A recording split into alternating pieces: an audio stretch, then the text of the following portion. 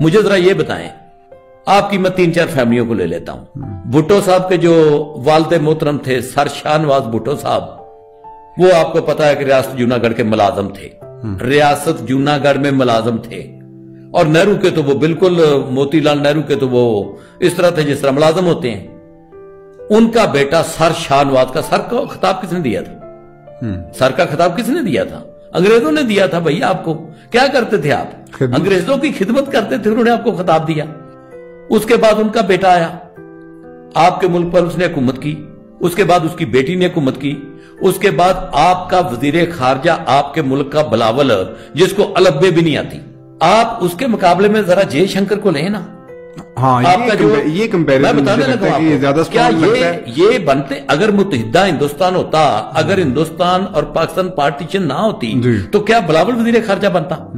کیا بینظیر وزیر اعظم بنتی؟ یار آپ ذرا ان کا لیول تو دیکھیں۔ آپ متحدہ ہندوستان میں ہوتے تو یہ فیملی بنتی بیچاری؟ کیا متحدہ ہندوستان کا صدر آصف زرداری ہوتا یا ابوالکلام ہوتا جو وہ بنا تھا، ان کا جو سائنٹسٹ تھا ان کا؟ اس کے بعد آپ آ جائیں یہ زرداری سے، آپ ذرا اس کے بعد آ جائیں اپنا مولانا فضل الرحمان کی طرف۔ فضل الرحمان کا والد محترم جو ہے وہ سائیکل پہ جاتا تھا، مسجدوں کے امام تھے یہ، اور یہ آپ کو بنتے کہ یہ صوبے کے وزیر اعلیٰ بن جاتے، صوبے کے گورنر ہوتے، 35 گاڑیاں ہوتی ہیں، ایک ایک گھر ان کا انگلینڈ میں ہوتا، ایک ایک گھر ان کا اسلام آباد میں ہوتا، ایک ایک گھر ان کا پشاور میں ہوتا، ایک ایک گھر ان کا ڈیرہ اسماعیل خاں میں ہوتا۔ ایسے ہوتا؟ یہ تو نیکسٹ بینیفیشری آگے نا، یہ وہ نہیں، میں سیاستدانوں کی بات کر رہا ہوں، میں جگیرداروں کی بات، یہ جگیرداروں سے سیاستدان بنے۔ اب جگیرداروں کے بعد آ جائیں جگیریں، ان کو 1857 سے پیچھے کسی کی نہیں جاتی۔ میرے ساتھ کوئی ٹیبل پہ بیٹھ کے مکالمہ کر لیں، یہ ساری کی ساری غداری کی حفظ ملی ہے ان کو، یہ ان سے چھیننی چاہیے تھی۔ اچھا، پاکستان بننے کا ثمر ان کو یہ ملا کہ یہ آج تک وہی ٹائٹل لے کے پھر رہے ہیں، ہم نواب، جگیردار۔ میرے والد محترم دادا جان مرحوم کو سر کا خطاب دیا تھا، بھائی سر کا خطاب انگریزوں نے دیا تھا کیونکہ آپ انگریزوں کے کتے نہ لاتے تھے۔ اس کے بعد آ جائے دوسرا طبقہ آپ کا یہ سیاستدان، آپ کے سیاستدان۔ مجھے یہ بتائیں، یہ جو آپ کی شریف فیملی ہے، کیا متحدہ ہندوستان کے یہ وزیر اعظم بنتے جنہوں نے کبھی زندگی میں کتاب کو ہاتھ نہیں لگایا؟ جاتی عمرہ ان کا ایک گاؤں ہوتا تھا، جاتی عمرہ جو ان کا گاؤں تھا نا، وہاں پہ ان کی یہ وہاں پہ، یہ کو میں بری بات نہیں کر رہا، میں کام کرنے والوں کو قرآن کے تعلقہ سے وہ حبیب اللہ، بالکل میں ان کی بہت عزت کرتا ہوں، لیکن یہ وہاں پہ لوہارا کرتے تھے، لوہاروں کا کام کرتے تھے، ان کے والد لوہاروں کے کام کرتے تھے، ان کے دادا جان نہیں، میاں شریف جس کو کہتے ہیں، اس کے والد صاحب جو تھے دلہ اس کو کہتے تھے، وہ لوہاروں کا کام کرتے تھے۔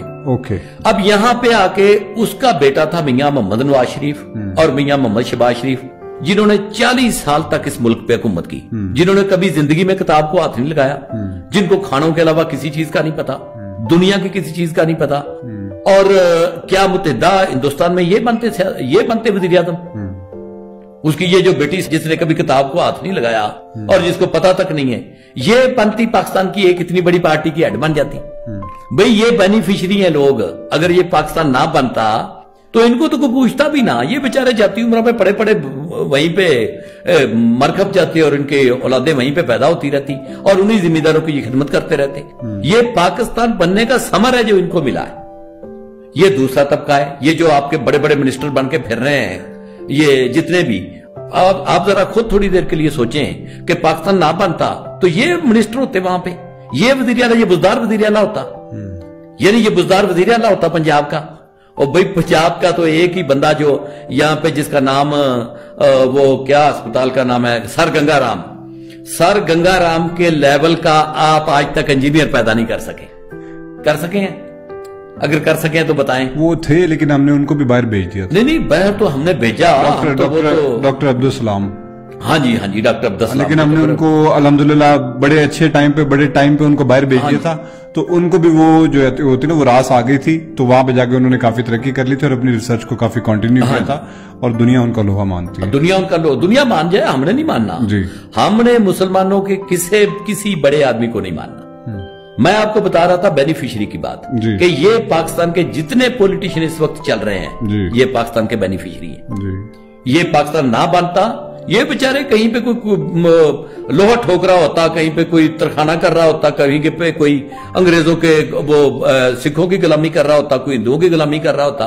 ये पाकिस्तान बनने का समर है जो इस ओहदों पे पहुंचे हैं। ये आसिफ जरदारी जो सदर बन गया था, इसको कोई सदर बनाता मुत्तहिदा हिंदुस्तान का, जरा सोचो। उसके बाद आ जाए वो ममनून हसैन पहले बन गया था, आरिफ अलवी बन गया। चले वो शरीफ आदमी है, उसको मैं छोड़ देता हूँ, लेकिन आगे आ जाए। लेकिन अब आप आरिफ अलवी को छोड़ देंगे, लोग कहेंगे ये पीटीआई से बिलोंग करते हैं। नहीं, पीटीआई तो देखे, इसमें तो कोई डाउट ही नहीं है कि पीटीआई का जो लीडर है ना, पीटीआई का जो लीडर है, बेशक लोग कुछ भी कहते रहे, इतना बहादुर आदमी बर्रे सगीर पाको के मुल्क पाकिस्तान में पैदा नहीं हुआ। पाकिस्तान की 25 करोड़ की आबादी है, इस 25 करोड़ से पहले 25 करोड़ लोग मर गए होंगे। इतना बहादुर आदमी पैदा नहीं हुआ, इतना ईमानदार आदमी पैदा नहीं हुआ, और इतना बेवकूफ आदमी पैदा नहीं हुआ। वो एक सिंपल है, बहुत सिंपल आदमी है, वो एक बच्चों की तरह उसका देन है।